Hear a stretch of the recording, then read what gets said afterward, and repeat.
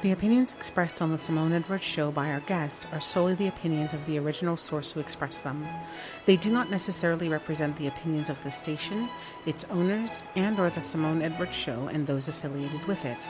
In no event will the Simone Edwards Show, this station, its owners, guests, hosts, or affiliates be liable for the information disseminated on the program, including, without limitation, any loss or damage, indirect or otherwise, arising from information presented on the show.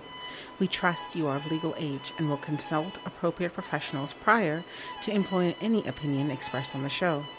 Many of the topics discussed are personal in nature, and some people may disagree with the opinions expressed on the show.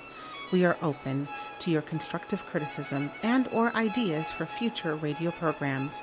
Please feel free to email us at the Simone Edwards Show at gmail.com. Again, that's the Simone Edwards Show at gmail.com. All right, we just want to welcome you back to the Simone Edwards Show.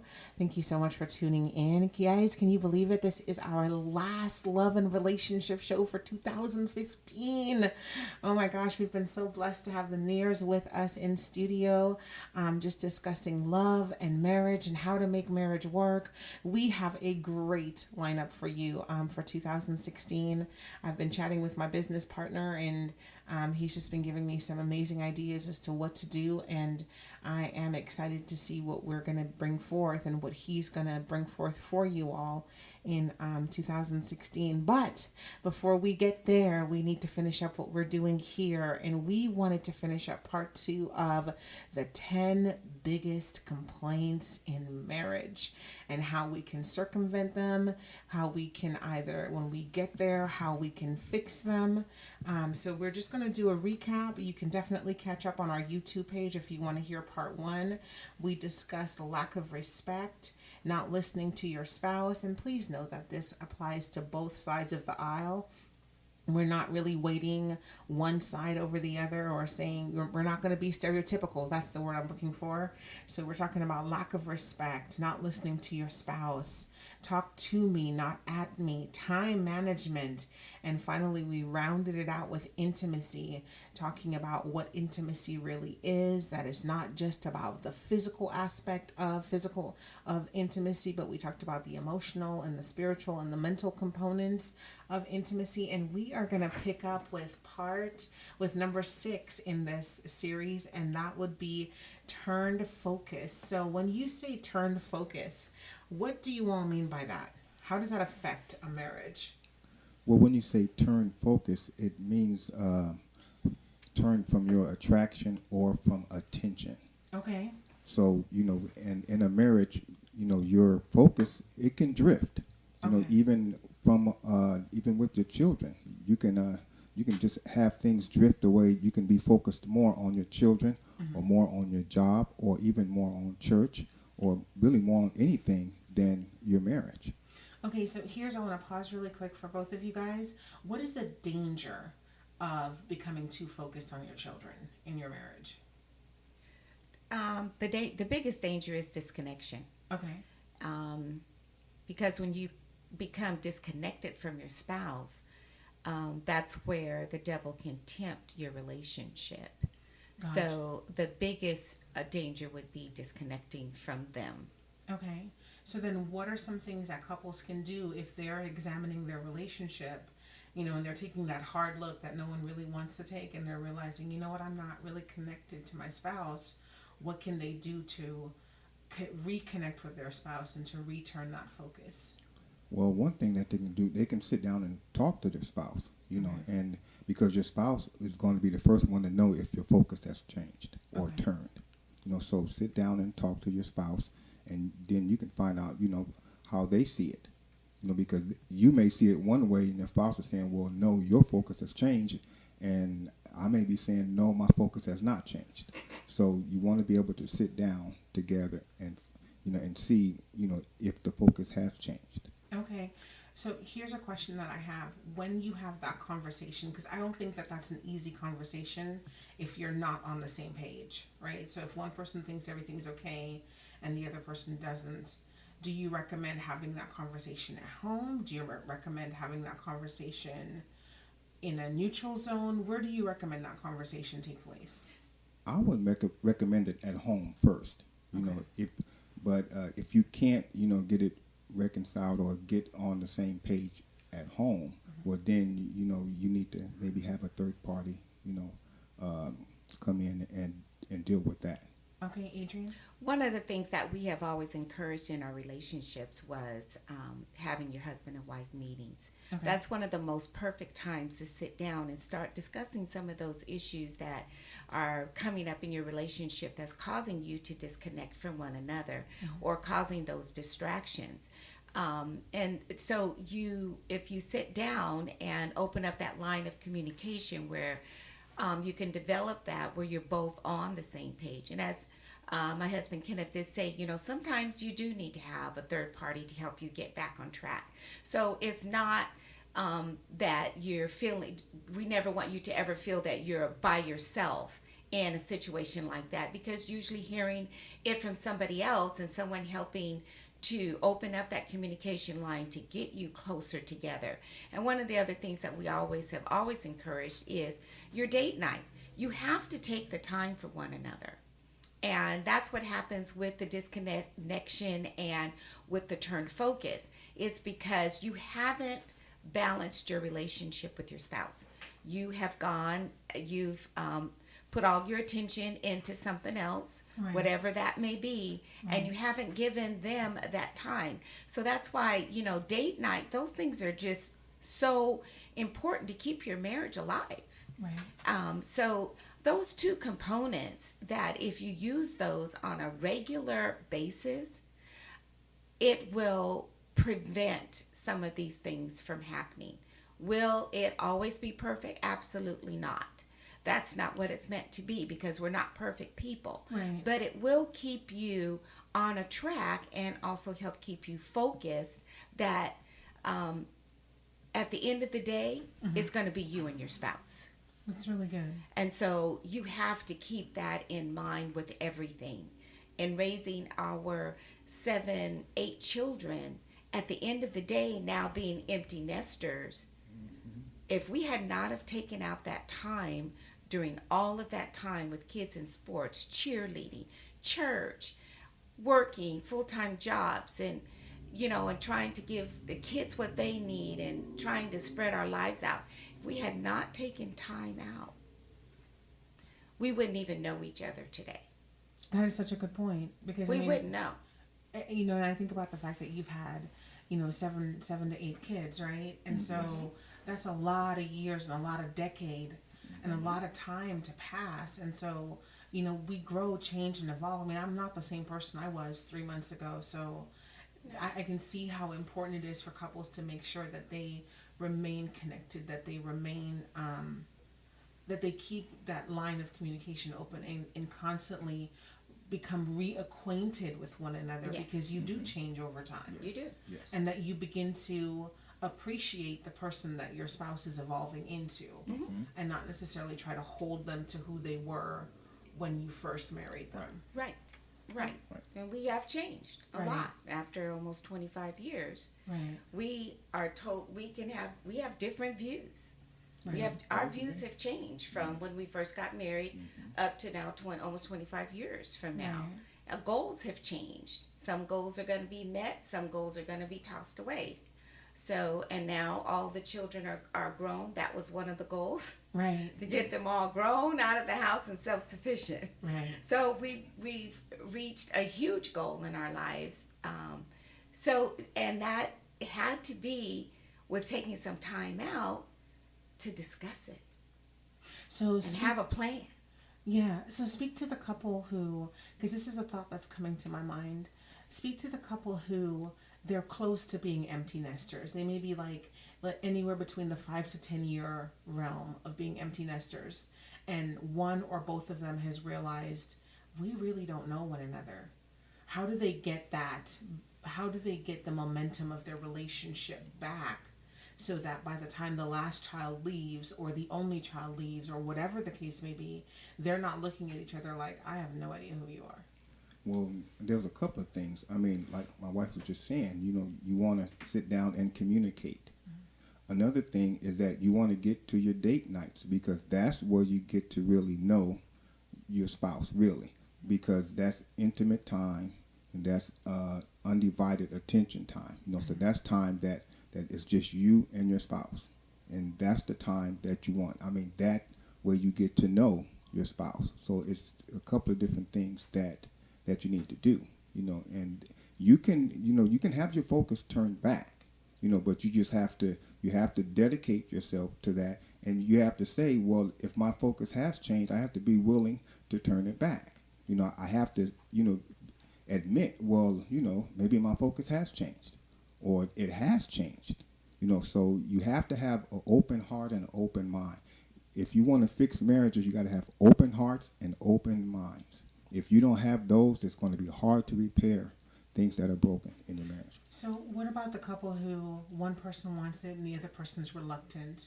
What advice do you have for the person who's in that position that's like, I'm trying to get him or her on a date night. I'm trying to get them to sit down and talk, but they're kind of like, whatever. What advice do you have for them? Well, we'll have to go back to open heart. Right. And open up those lines of communication. Mm-hmm. So sometimes you have to take baby steps. You can't just plunge right into it. That's really good. And so one of the things is, which I think is an excellent idea for that one that doesn't particularly want to do that. Okay, maybe your date night may not be out of the house. Mm-hmm. Maybe that date night is just saying, hey, babe, let's just watch a movie together. Okay. And you may not be talking, but at least you're doing something together. Gotcha. And so you might have to just take the little baby steps of getting it going. There's, get creative. Right. We had a couple that we dealt with that he didn't work in the daylight, worked on the ship in the dark. Mm-hmm. And when he got home, it was kind of like, it was dark. So them spending time together was really difficult. They didn't want to, because his end of the day was end of the day. Right. So what I had suggested, I said, okay, you turn on all the lights in the house. It is not dark in your house. Right. It's daytime. Right. So it really changed when he walked in the house and the house was all light and lit up, and it's like, whoa, so it gave him a different mindset. Right. Just little things. I like that. Little ideas. They don't have to be big things. So it's just taking baby steps and just being creative. Right. With what you're doing. Look at the situation. And whoever, not everyone is really creative, then talk to somebody. Say, Right. hey, I want to try and get this going or get that going. Collaborate. Right. I love that. I absolutely love that. And one of the things that I really like that you said was about the baby steps, because sometimes, and I want to say, I don't necessarily want to stereotype and say it's women or men, but I think sometimes as people, we can become so like, okay, I'm going to try it and I'm going to jump all the way in. And if the other person doesn't reciprocate, well, I tried, I'm throwing my hands up. And see, you won't ever appreciate anything that I do. Whereas with this, it's more of like, no, just take the baby step. Because if the relationship is valuable to you, then maybe you need to dial back until that person can thaw out, so to speak. Mm-hmm. Oh my gosh, I love that. Great advice as always. All right, you guys, we need to take a break for station identification.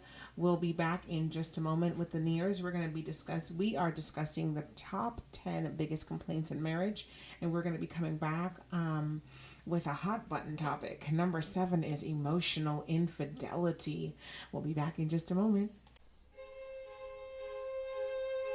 Do you have any questions, comments, or concerns about today's show? Would you like to share your testimony or any constructive critiques? Would you like to know how to be a guest on The Simone Edwards Show? Please feel free to email us at thesimoneedwardsshow@gmail.com. We are also available on Facebook, Pinterest, and Instagram. Be sure to follow us to receive updates regarding the show and our other ministries. All right, we are back here in studio with the Nears. We are discussing the top 10 biggest complaints in marriage, or I really shouldn't say 10 because we may get to a bonus round. But we were just talking offline about, Kenneth, you were saying that if you have a spouse who's reluctant, one of the most important things you should do is what? Is not nag them. Why? Because that's going to turn them off. You want to, like my wife was just saying, you want to take baby steps. You want to take it slow. Try to encourage your spouse. Well, can we do this? You want to, and with loving kindness and tenderness, you want to do it that way. You don't want to nag, because if you nag, it's going to shut down whichever spouse that doesn't want to do it. They're going to shut down. I mean, especially men. Men are going to shut down if the wife is nagging. That's a really good point. So we hope that you are taking notes, and if you find yourself in that place where you have a spouse whose heart has turned from you, or their focus has turned, we hope that this advice is really helpful to you. And never forget to add prayer, because God can change anyone's heart at any given moment. Yes. So definitely do the date night, take the advice that's been given, do the baby steps, and all while you're doing that, you just want to make sure that you bathe that in prayer, and that you also take the time to listen to what the Lord is saying to you, because maybe there's some things that you are doing that's turning them off that you're not really aware of. So we're going to get into our hot button topic: emotional infidelity. A lot of times when we think of infidelity, we only think about the physical aspects of infidelity. Talk to us about emotional infidelity, what it is, how it occurs, how we can repair it. Go. On emotional infidelity, social media brings it more to light than anything. Really? How so? Because you meet people on Facebook. Mm-hmm. You meet people in chat rooms. Mm-hmm. You meet people in different areas. You start following them on Twitter, and so you're getting more attached to them and what they're doing or talking to them than you are to your spouse. Wow. If that person knows more about what's going on in your life than your spouse does, something's wrong. Wow. So but here's what's kind of weird to me, though. So is this someone they know or someone they're acquainted with? Because that, from a single person's perspective, right? Mm-hmm. That kind of sounds like people who follow celebrities. Like, you don't really know that person. You don't live with them. You don't see them on a regular basis. So how can you develop an attachment to somebody that you don't really know? It's emotional. Yes. Okay. You start getting that emotional attachment based on conversation. Okay. When you're longing to talk to that person, because, it can go into a whole lot of different ways of that, how that emotional attachment will develop. But it starts all within conversation and how that conversation flows. Okay. And a lot of times when that happens,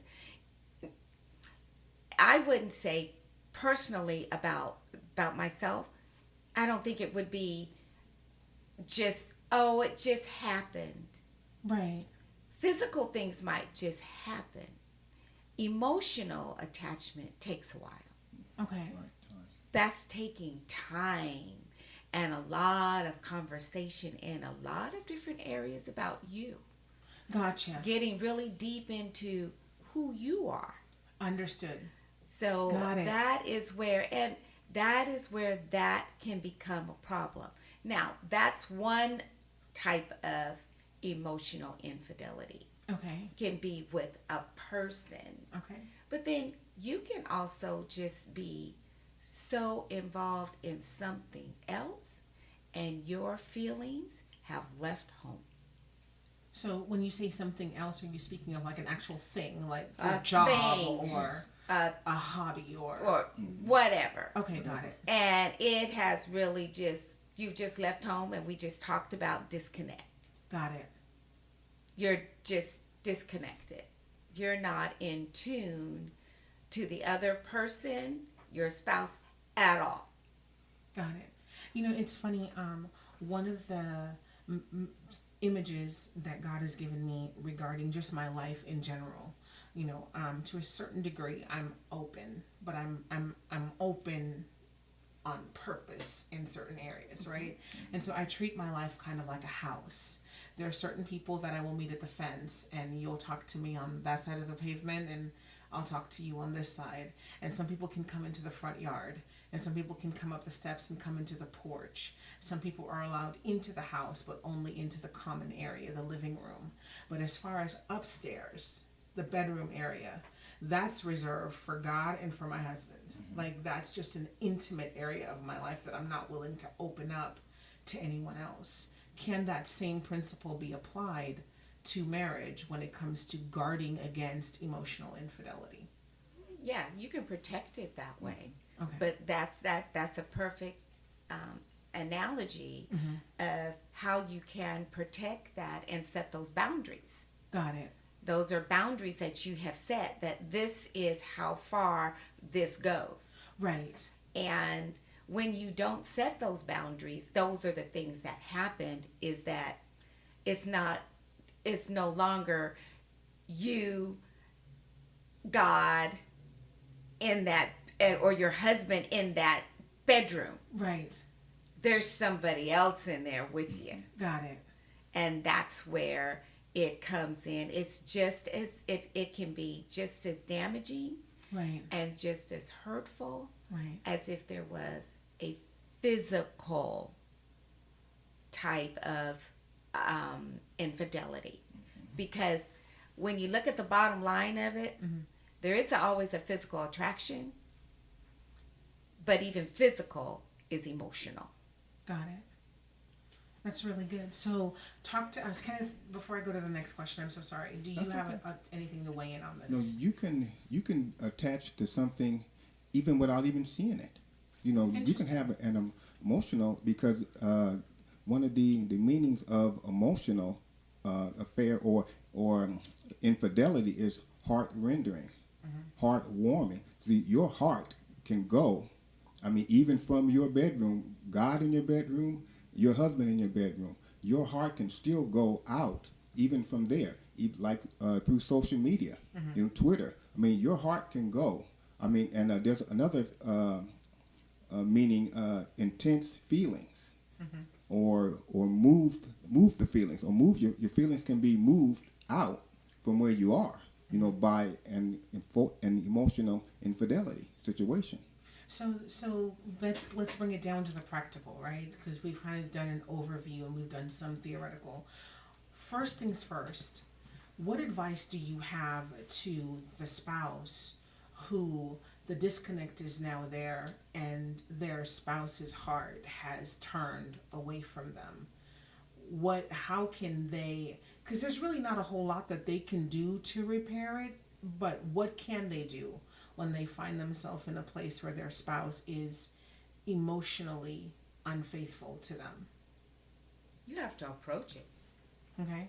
There's no such thing as the pink elephant in the middle of the room that no one discusses. It has to be discussed. That's really good. And you have to sit down and have that conversation with them. These are the things that I have noticed. Right. I have noticed that you're on Facebook all day, every day. You don't even talk to me.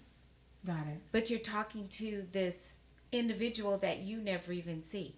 Right. Or you may have noticed that your bedroom intimacy has that physical intimacy that you have with one another it's either decreased or gone.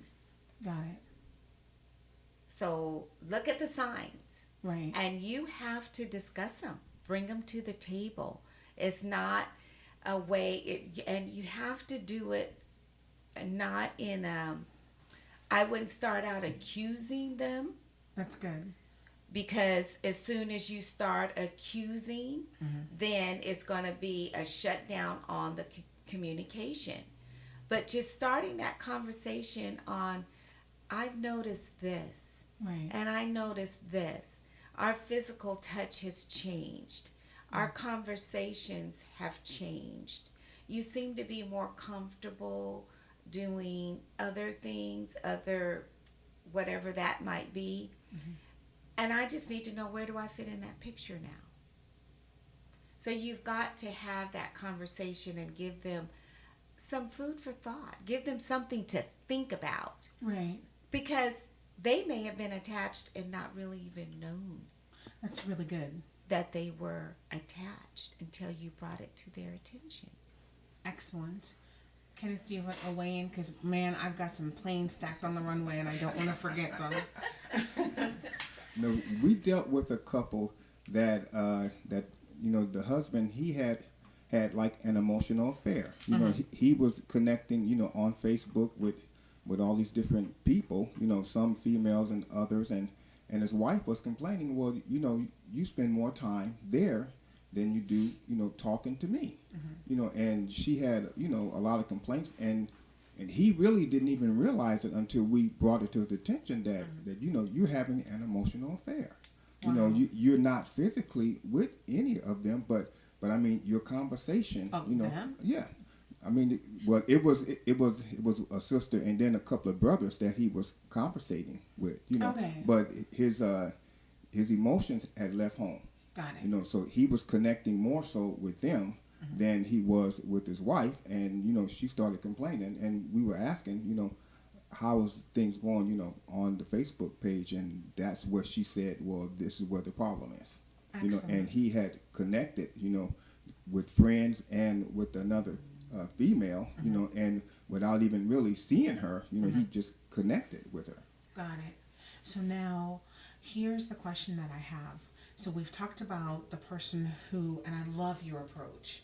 I love, because you took the thought, we were so connected, because my thought was, you have to be careful how you approach someone, because if you come in like a bulldog and just charging and you're angry, if the person is doing it, you're going to make them defensive, and if they're not doing it, they're going to be looking at you like, what is your problem? So I love the fact that you really clarified for us the importance of approach and taking a softer approach. And one that, the Bible talks about the gentle tongue that breaks the bone. And so it's kind of like, to come in that way, that it's like, you're not accusing, but this is, what can I do? I love that. So now my next question is this. Let's go to the other side of the aisle. Okay. And let's talk about the person who's having the affair. How can they pull back, whether they know it or not? How do they pull back, and how do they set those boundaries? And how do they regain trust and rebuild their relationship? Well, I think that once the individual does realize that, okay, I've crossed over this boundary. Right. I've crossed way over. My conversations have been inappropriate. Right.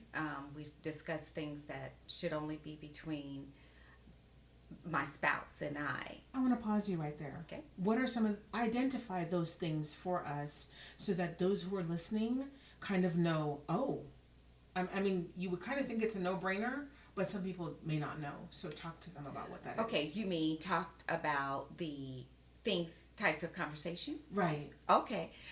One thing that a conversation could be, what you sleep in. Whoa. That took me. Just being, I mean, your conversations can go that far. That okay, but How are you look? What do you look today? What did you have on today? But see, okay, so, all right, we're going to have to pause here for a moment. This one's going to be a little bit longer. And here's why. Because in my mind, there's nothing innocent about that.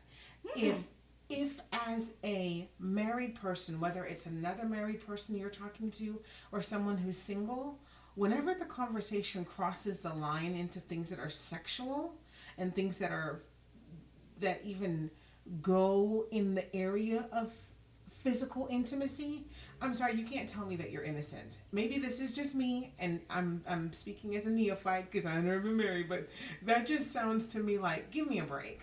First of all, you're married. You should not be talking about bedroom antics or bedroom stuff or what are you wearing or hey baby, how you doing or any of that stuff with anyone but your spouse.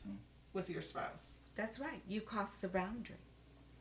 You've crossed that boundary into that emotional infidelity, because now you can imagine things in your mind. Ooh. And that's where it is. It's the emotional attachment. So you're imagining these things in your mind based on your conversations that you're having with this person. Wow. Because that reminds me of what my mom said when she was growing up. There was only radio. It was not TV. So they would listen to the radio, but they would have to form in their mind Right. what was being said. So they had to form a picture in their mind, Right. of what was being said, because you couldn't see a picture. It was just radio. So, they had all these mysteries and stuff. So they would have to form in their mind how people look and everything. So you have to form it, if you're in an emotional infidelity situation, because you may not be seeing them, but in your mind, like my wife said, it's in your mind, and your mind can go. Your mind can go from here to Mississippi.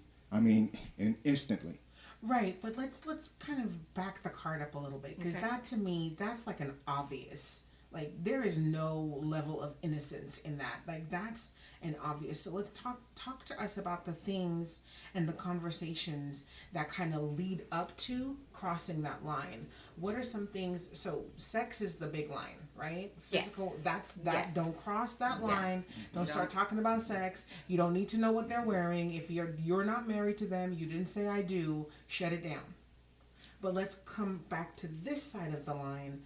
What are the conversations? What are some of the things that lead up to crossing that boundary into emotional intimacy, to where you start thinking you're emotionally connected to somebody? Many times it's time. It's Okay. time. If you spend too much time, usually the time tells, that you're crossing the line. Because if you're talking, to someone in too much time, spending too much time, chances are you're crossing the line. Got So it. time is one of the key elements. That's If good. you're putting a lot of time in it, that your feelings have a good chance of changing because good. of the amount of time that you're putting into it. That's good. That's really And good. with that time, you're going to get comfortable. That's good.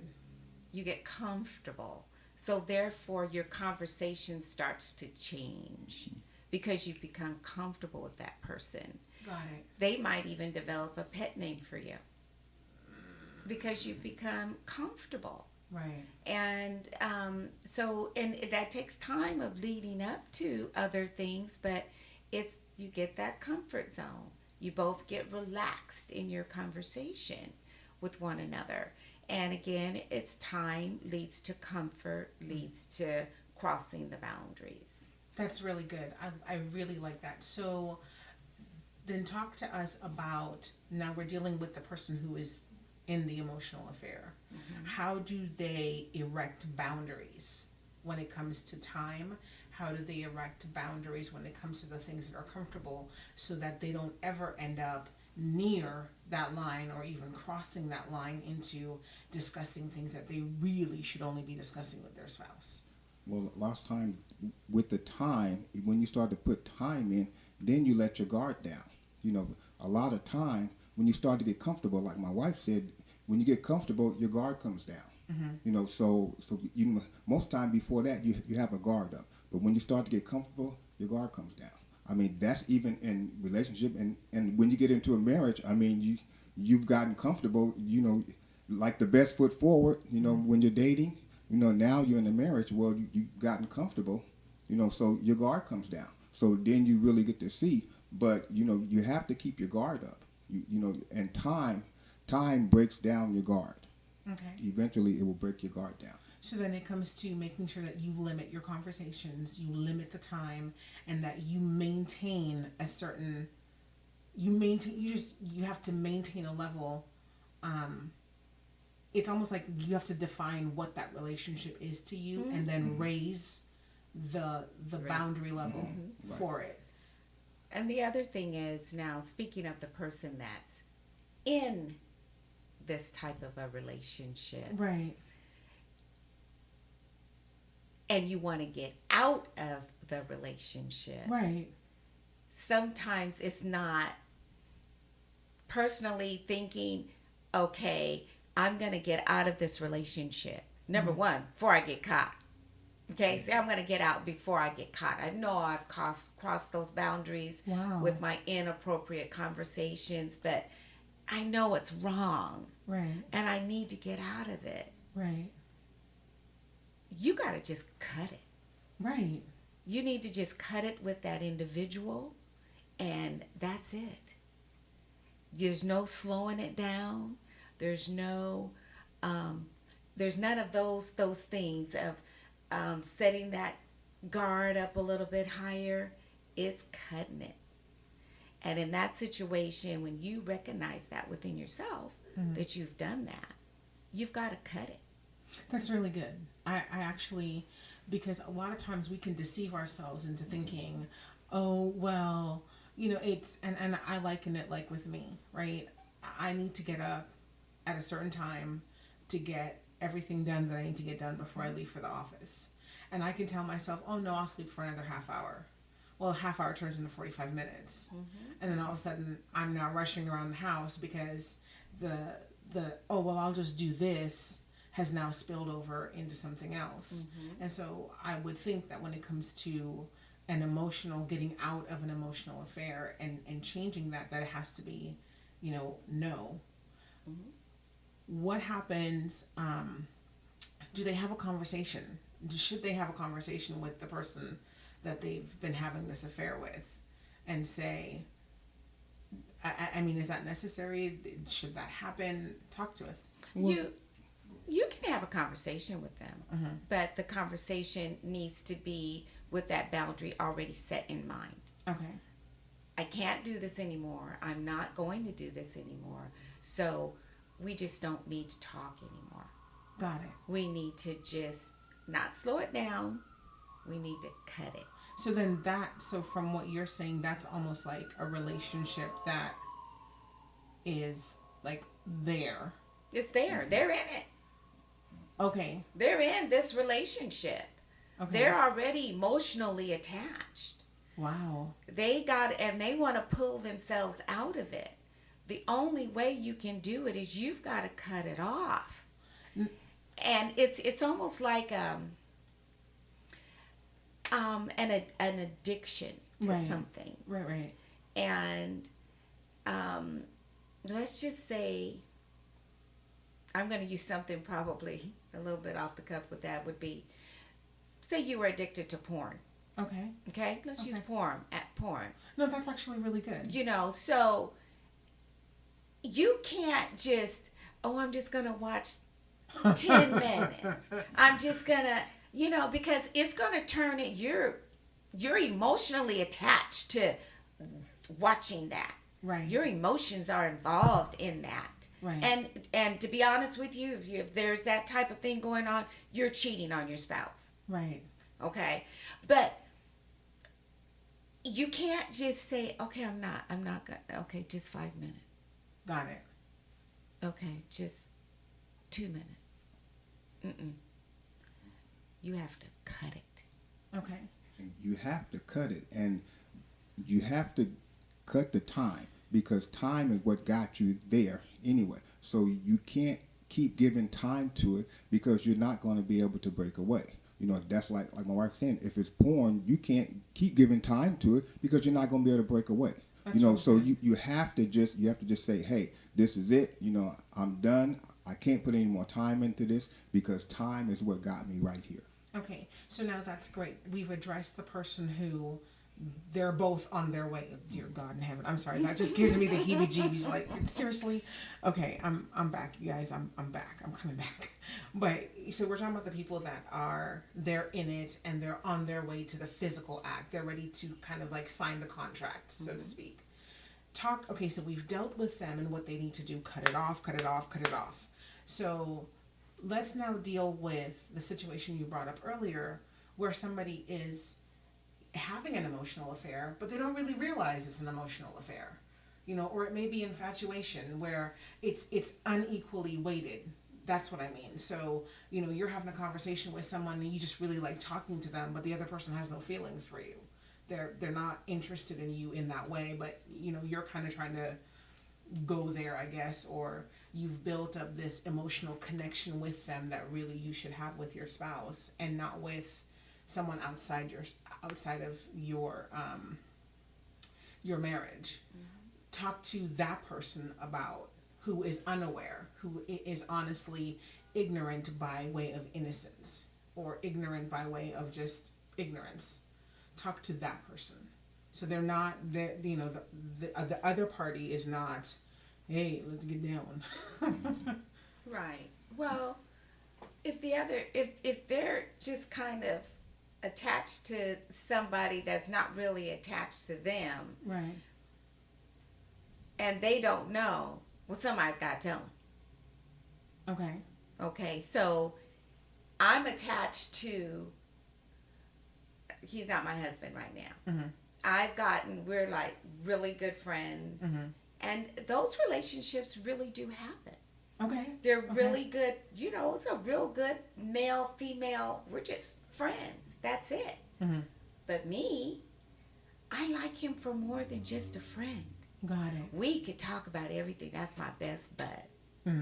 But I have developed a different type of feeling for him. That's really good. And he doesn't feel the same way. Right. Eventually, one of us is going to say something. Got it. I'm going to say something that's going to give him the clue that, we've gotten too close here. Or he's going to say it, or I'm going to say something that's going to give him the clue. Got it.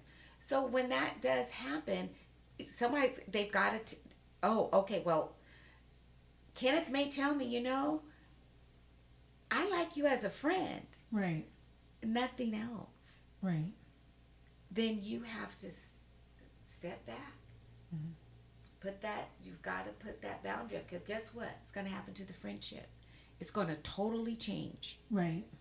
He's going somewhere else now, because he got to get out of your life. Right. So he doesn't mess you up or mess up his life. Got it. And so those are the things that you really have to be careful about. Okay. So now let's go back to the example that you gave earlier, though, about the gentleman who, he's on Facebook and he's talking to a female and he's talking to, a couple of other, guy friends or whatever. And in that scenario, you stated that an emotional affair had begun.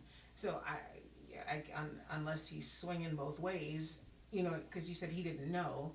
So, I can see, in my mind, I just see platonic all the way across the board, but nonetheless, he's pulling something away from his marriage. That's what I was referring to. Talk to us about that. How do you reset? How do you get out of that? Well, in that case, he would have to come to a realization within himself. Okay. That hey, I'm spending too much time, elsewhere, social media or elsewhere. And he has to, be open and willing with his wife to be able to hear what she's saying. Got it. Because she's going to be telling you that, hey, your feelings have left home. So you're in too deep over here. Got it. So he has to have an ear to hear what his wife is saying. Okay. And if you don't have that ear, you're going to stay in that time frame, and that time frame is danger. Right. Time is danger in that situation. I love that. I love that whole thing about time and comfortability. Because it's really about guarding, especially for married couples. It's really about guarding your time, not only with each other, but your time with the opposite sex. That's really good. And we want to make sure that I always want to make sure that we're fair and that we're dealing with both sides of the aisle. So there can be, the loving husband who's kind of like, okay, you've gotten attached and you don't talk to me, you don't share your day with me, you don't share your dreams, your hopes, and before I go any further, is that another aspect of emotional that leads up to the inappropriate conversation, is when you start sharing your dreams and your hopes and your goals and all that stuff with Your desires. Right. Your desires. And desires, we want to clarify, we're not even in the realm of the sexual, just No. Heart's just desires. Heart's desires. And even starting to talk about Oh, we could do that together. Whoa. I'm sorry. You're talking about these are real conversations that people really do have with one another. You'd be Right. surprised about how the imagination of the mind Right. will go when you start to have these conversations that cross the line. When you start getting to that point, you start getting comfortable, you start talking. Wow. You start talking. The other one is talking. It's all comfortable. It's good now. Oh my gosh. This has been so good. We have gone past one of our commercial breaks, so we definitely have to stop at this point. We're going to come back and finish this topic, and what we're going to talk about, we've talked about boundaries. We're going to talk about meeting and mending your spouse and meeting that emotional need in your spouse so that they don't have to go and look for that somewhere else. And we're going to talk about, we're going to flip that microscope around, because sometimes it's so easy to look at the other spouse and say, well, you did this and you did that. Well, when we come back, we're going to have that hard conversation where we're going to flip it around, and we're going to start paying attention to some of the things that maybe you have done that have led up to that. So we'll be back in just a moment. Do you have any questions, comments, or concerns about today's show? Would you like to share your testimony or any constructive critiques?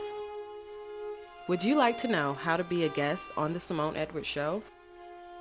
Please feel free to email us at thesimoneedwardsshow@gmail.com. We are also available on Facebook, Pinterest, and Instagram. Be sure to follow us to receive updates regarding the show and our other ministries. All right, we are back here in studio with the Nears discussing this really hot button issue about emotional infidelity, and we've addressed the perpetrator, we've addressed the one who is the innocent or ignorant perpetrator, and so now we're going to flip the microscope around, right? Because sometimes it's easy to point the finger. And it's easy to say, you did this, and you did this, and you did this, and you did this. But talk to us about some of the things that spouses can do to lead their spouse into looking for their emotional needs to be met elsewhere. Well, one thing is lack of conversation. If you're not talking, your spouse is going to long for conversation. Mm-hmm. So if you're not conversating, you open the door for that. So if someone is, I'm listening to conversation that I don't have at home. Got it. Or with my spouse. So, many times it's conversation. And that's usually conversation, like we said, conversation and time. That's usually where it goes. Okay. We have to take the time to meet one another's emotional needs. And how do we do that? You have needs. Part of it is through a lot of it's through communication. Right. You have to be able to talk to that one, taking the time to discuss their wants, their desires, their needs, and taking care of those things that they need from you. Right. There's this thing that we do that is the 5 love languages. Got it. And there's a test that you take which tells you how you feel most loved. Mm-hmm. And there's different things. There's affirmation, there's quality time, there's gifts, there's things. So you want those are emotional needs. Mm-hmm. My husband's emotional, what he likes is quality time. So that means what? I've got to spend some time. Mm-hmm. I've got to take time. Date night's important to him. Conversation is important to him. Me just being there is important to him. Mine is gifts. Mm-hmm. Give me all the gifts and I just love you and love you and love you. That's satisfying this emotional need that I have for gifts. Right. So it is, so you have to just take the time to satisfy them. And spend that time in giving them and showing them how they feel most loved. So I'm going to give you some scenarios. Wife comes home, husband's been home, whatever. One spouse comes home, and they've had a hard day. There's the initial communication. 15 minutes in, bam, they're in a screaming match. Somebody's thrown off on someone else. Those are those kind of scenarios. How do we work our way through that so that one person feels not disrespected? Because I'm assuming, I could be wrong, but I'm assuming that lack of respect on both sides of the aisle will lead to a breakdown,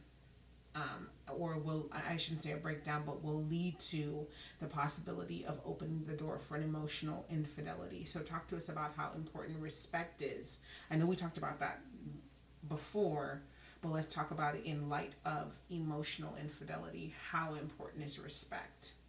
Respecting one another. Respect is one of the key things. It's real important to respect your spouse, because number one, if they're feeling disrespected by you all the time, it's so easy to go and talk to someone that is going to be more respectful, and one that's going to have a soft tongue and not use harsh words, someone that's going to be more soothing to their inner person, inner man or inner person, however you want to put that. So you do have to think about your words, your attitude, your body language, what you say, what you don't say. Those all play keys into keeping them where they are satisfied. And with the understanding between both adults that it's not going to always be perfect. Right. But you've got enough in that emotional bank that you done put in there that when something does go wrong and you got to draw from it, that there's enough left in there to sustain the relationship. True. Here's my thought though. We have to balance the seesaw. Because it can't be 29 days out of the year, you're yelling, screaming, calling me out my name. I'm dumb, I'm this, I'm the other. And that's the extreme. Or you're dismissive. That's kind of the moderate. Or you tolerate me. And that's the mild. 29 days out of the year, this is what I get. And then that one time, you do something really, really nice. And that's supposed to fill up the emotional bank account. No, that will never fill an emotional bank account. Okay. It's never going to fill. That's never going to be enough. By that time, their emotions have already started to go somewhere else, because they're going to look for something that's going to soothe that inner man. Right. And the Bible even talks about it's better for a man to dwell on rooftop than to dwell in the house with a brawling woman. Right. So, and it talks about, a soft tongue turns away wrath. Right. So you have to take some of those things into consideration. My husband is always home before me. He doesn't have a stressful job. Right. And he doesn't really necessarily talk to people all day long. I have a stressful job. I work longer hours. And I talk to people all day long. Well, that's a really good point, Yeah. though. And so I do have some bad days when I come home. But I have learned I haven't always handled them right. When we first got married, no. I didn't always handle it right. Now, he gets it. I've learned to use temperance, self-control, not just spouting it off. Watch my mouth. So, I love that. Here's an idea that came to my mind. Tell me what you guys think. What about the couple sitting down? Because that's such a perfect scenario. If you have somebody who the stress level of the jobs are completely different. You have someone who doesn't interact with people all day, or if they do, they're not demanded upon. Right. And you have someone who high stress level, always in demand. Should that couple then sit down and kind of say, okay, babe, when I come home, give me 15 minutes. Yes. Yes. We do that all the time. Definitely. Okay.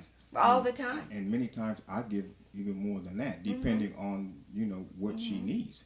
And you learn to be consistent, and you learn, what to do You know, because like she said, I don't have a stressful job. Right. You know, so I mean, I know she needs quiet time or just time to kind of just unwind her mind. You know, so I'll give her whatever time she needs.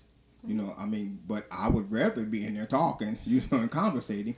But I know, you know, that just may not be the proper time. You know, I she love needs time. that you said that. I absolutely love that honesty, because the truth of the matter is that self-control thing that you were talking about, that comes into play on both sides. Exactly. Because as much as you would love to be in there talking about, okay, because you've been home for a few hours, right? Right. And, oh my God, and let me talk to you Yep. about this. And let's, Yep. and you kind of have to rein all that in, because they haven't had those 2 hours or 3 hours or a half hour to just kind of come home and chill and stare at the wall and watch paint dry, whatever. Right. So the spouse who has the less stressful job, the less demanding job, has to become mindful of the spouse that Exactly. has the demanding job, so that you don't light into them and now they light into you. Exactly. Right. That's Exactly. And you have to structure your time. Right. That's where we go back to your husband and wife meeting. right. Some of those things you just can't discuss right then and there. Yeah. If it can wait, it just needs to wait until you have that meeting once a week for 1 hour. That's good. And reiterate. Reiterate the importance, because for somebody who may be tuning in for the first time, reiterate the importance to them of having the weekly. I love that you said that, because we can think, okay, well, no, let's push it off and let's have it once every 2 weeks, and then it's once a month, and then it's once a quarter, and then it's And once then, a and year. then it's not happening at all. Right. Yeah. So talk to us about the importance of those husband and wife meetings. The importance of it is to it not only does it structure your time for the whole week, because of course you're going to have things that might come up that need to be discussed, but if it's something that can wait, they don't have to be bombarded with that during the week. Right. You've got that time set aside where you're going to have those conversations. Will you finish all of that you have on your list and vice versa? No, you may not. But at least you can get through some of those things that you can get through and roll them over to the next and add. So you kind of might end up with a rolling list. And you might want to reprioritize that list of things that you need, because things do change from week to week, and your desires, dreams, or hopes or whatever might change. Right. So you and it keeps that communication line open. Right. You know that, oh, I get a chance to be heard. Right. But you set the boundaries. You don't call each other out of your name. You know, you sit there and you always start those conversations with prayer. Yes. You always start it with prayer. And we also encourage touch, Right. because it's hard to get angry with somebody you're touching. Right. So even if you don't have to sit there and hold hands or anything like that, but it is a very serious time to where you're giving that person your undivided attention and allowing them the opportunity to be heard. That's really good. And I really like what you said about not being bombarded. And so this is where I can pull in some experience, not from the marriage standpoint, but I'm a caregiver. And I remember having to sit down and have that conversation with my mom, and I had to put it in that light to her. When you get home from work, because she has a part-time job, praise God, thank you, Jesus. When you get home from work, you have the house to yourself for at least an hour and a half before I show up. That's minimum. Sometimes you'll have it for 3 to 4 hours before I even get home, because I leave early and I come home late, right? The minute I come home, don't start talking to me about every single thing that needs to be done. Right. I just got home from doing whatever, and I just want to be able to go, I'm home, and just chill for a minute, even if it's staring at the wall and watching paint dry. Exactly. And if you can give me that half hour, then I'm willing to listen to whatever you have to say to me after that time. But you have to give me that time. And I think if spouses can learn to see the world through their partner's point of view, and to think, God, what if my job was stressful? And then what if I had people pulling on me all day? And you know what I mean? Maybe I just got off a phone call, or I got out of a meeting, or I had that how would I want to be treated when I came home? And so if we can practice that, then I think we can, mitigate a lot of the world wars that start in the home. And then the emotional drifting, which is what we were talking about. So, this definitely does not cover everything that can be done, not by any stretch of the imagination. Does this even broach everything that can be done to mending and the breach in your emotional fidelity with your spouse? But we really do hope that we've given you some things to think about. We have about 2 minutes left in our show. We haven't even gone through the topic, so this is definitely going to spill over into 2016 because it's such an important topic, and it's so important for us to take our time with each one of those and not really rush through, because we care about you on the other side of this microphone, and we want to make sure that your marriages are healthy. We want to make sure that everything that God intended marriage to be, that you are celebrating that and you are receiving that. Like Adrienne said, it's not perfect, but we want to make sure that we help you to have more good days than bad days, and that when the bad days come, it's not an unexpected tornado, but that it's just kind of like, oh, it's raining today and it's going to be okay because at some point the sun's going to come out, so that when life throws the tornadoes at you that you weren't expecting, that you've built up enough that you're able to strengthen yourselves to be able to withstand the real issues that come up in life, the illnesses, the unexpected financial responsibility, stuff with the kids, job loss, all that other stuff. And if we can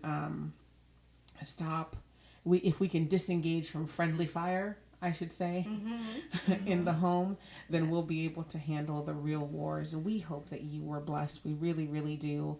Kenneth and Adrienne, you guys have been such an incredible blessing to me. I definitely know they've given me such good advice offline that they are in my relationship team for when that time comes and I'm ready to make a commitment, but I'm not in a hurry to do that. So when that time comes, I know who to turn to. We want to thank you so much for being with us this year. You've been such a blessing to our audience. We've heard back from people. You have helped to save and to restore and to revive marriages. And we pray that God bless the both of you in your marriage. All right, you guys, we are a little bit over time and we have got to go. We will see you next week. We're going to have in studio Veronica Nicole Graham of EVP. She is an event planner, an amazing event planner, and we're going to hear from her some tips and ideas as to what we can do to spruce up our homes for the holiday, and just kind of find out a little bit more about the event planning business, and maybe even get some tips from her throughout the year how to change our home seasonally. So married couples, tune in so that you don't have your home static all year long, but you can make your home comfortable and pretty so that your husband wants to come home or your wife wants to come home to a peaceful environment. We love you. Take care. The new year's coming up. Make good goals, make good resolutions, and don't forget to include God. We'll talk to you soon.